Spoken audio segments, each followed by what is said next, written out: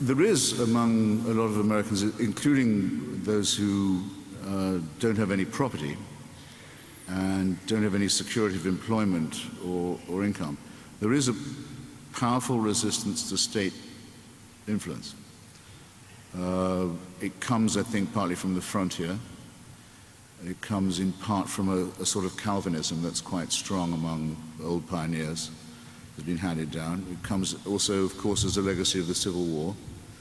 But there are many people who would say, if you let me keep my gun and you stay out of my church, I don't want any more help from you, thanks. I'd rather live as if the government wasn't there. That's the point of being an American. I don't want to hear from Washington. It's my right to live in this part of Kansas unmolested.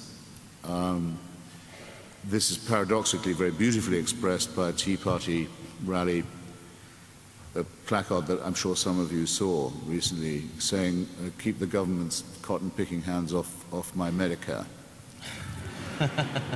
Because they've forgotten where Medicare came from. They thought it was a right that they had to defend from Washington. It's not one of Jefferson's, I don't think. I think Mr. Jefferson would have had a slightly finer line on a thing like that. But that is the mentality, and that's also, of course, the irony of it.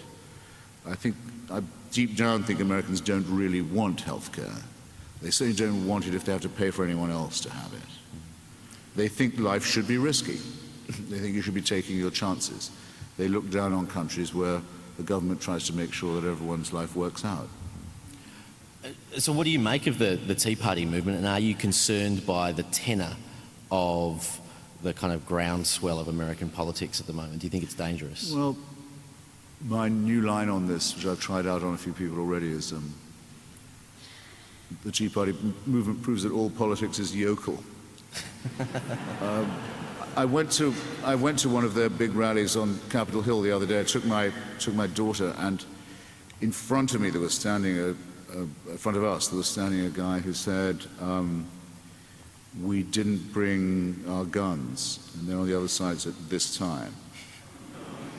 And then once I'm defending the First Amendment today, but I'll be defending the Second Amendment tomorrow, and that's the gun amendment. And I thought, ooh, I'm really scared now.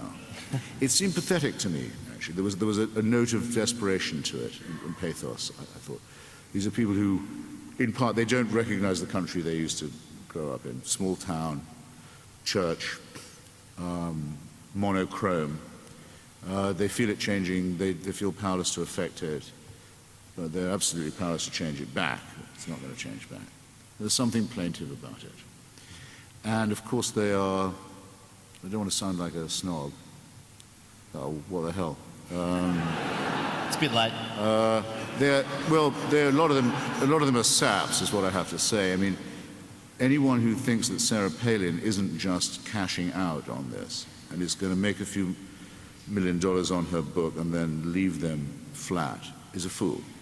She's obviously, classically, hollow, heartless opportunist, the shallowest kind. And she's going to leave them in the lurch once she's cashed out.